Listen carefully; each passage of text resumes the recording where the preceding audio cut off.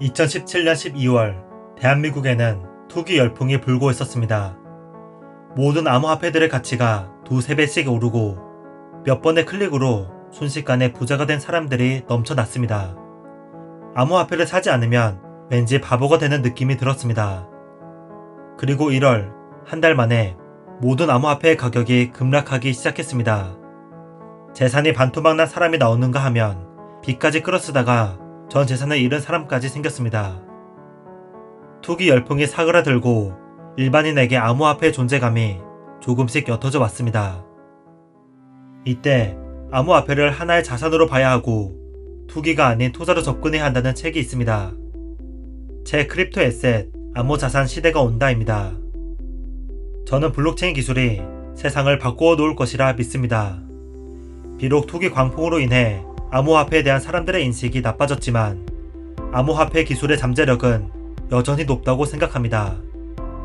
최근 가트너의 기술 성장 그래프를 보여줍니다. 대부분의 기술은 촉발된 이후 부풀려진 기대에 정점을 찍습니다. 하지만 생각보다 만족스러운 결과물이 나오지 않습니다. 사람들이 실망을 느끼고 기술에 대한 회의감이 생깁니다. 환멸 단계입니다. 그 뒤 사람들이 원하는 문제를 기술이 현실적으로 풀어간다면 기술은 죽지 않고 발전합니다. 계몽 단계를 거쳐 생산성 안정 단계에 접어듭니다. 책의 저자들은 블록체인 기술이 환멸 단계에서 벗어나고 있다고 판단합니다.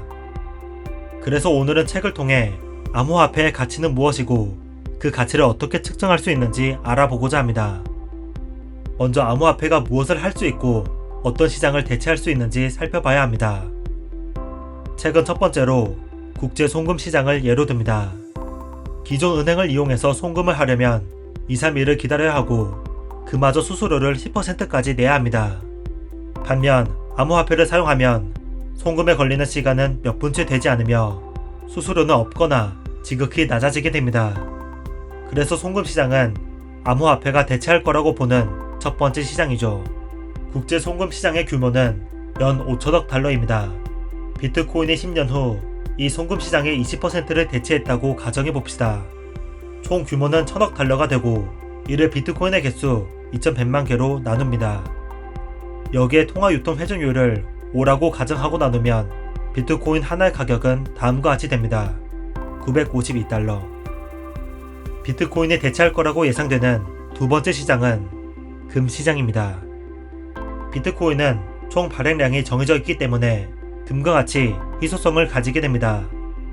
그래서 사람들이 가치를 저장하는 수단으로 금이 아닌 비트코인을 점차 활용할 수 있게 됩니다.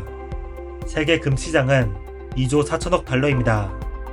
비트코인이 이 시장의 10%만 차지한다고 하면 비트코인의 가치는 총 2,400억 달러가 됩니다. 이를 비트코인의 개수 2,100만 개로 나누면 비트코인 하나의 가격은 11,430달러가 됩니다. 두 시장에서 나온 가격을 합치면 12,382달러가 됩니다. 이는 미래 가치이기 때문에 현재 가치로 환산하면 가격이 몇천 달러로 많이 줄어들겠죠. 비록 어림짐작으로 계산한 것이기에 많은 오류가 있겠지만 중요한 것은 비트코인에는 분명한 가치가 존재한다는 것입니다. 여기에 B2B 결제 시장, 소액 결제 시장, 은행이 없는 아프리카 국가의 금융시장 등 비트코인이 대체할 수 있는 더 많은 시장까지 고려하면 비트코인의 높은 가격이 터무니없지는 않게 됩니다. 특정 암호화폐의 현재 가격이 싸다 비싸다는 참 분간하기 힘든 문제입니다. 그 암호화폐가 미래를 크게 바꿀 것이라고 믿고 아직 그 기대값이 가격에 반영되어 있지 않다고 생각하면 지금 사는 게 맞을 것입니다. 반면 투기 세력에 의해 가격이 해당 암호화폐의 잠재력에 비해 높게 측정되어 있다면 보류하는 것이 맞겠죠. 책은 이렇게 말합니다. 투기로 손해보는 투자자들은 모든 이들이 사기 때문에 샀다가 모든 사람들이 팔기 때문에 파는 사람들이었다. 모든 사람이 그것을 사고자 하고 계속 오르기 때문에 사고 싶은 충동이 든다면 그 투자는 피하는 것이 좋다. 투기 거품은 특히 자산의 장기적 가치가 보이지 않을 때 위험하다. 특히 투기가 아닌 투자로서 접근하기 위해 저자들은 다음 질문을 던져야 한다고 강조합니다. 이 암호자산은 어떤 문제를 해결하는가? 그 문제를 특히 탈중앙 방식으로 풀어야 할 이유가 있는가? 수많은 암호화폐가 나오고 있습니다. 저마다 미래의 SNS, 우버, 플랫폼이 될 거라 주장합니다.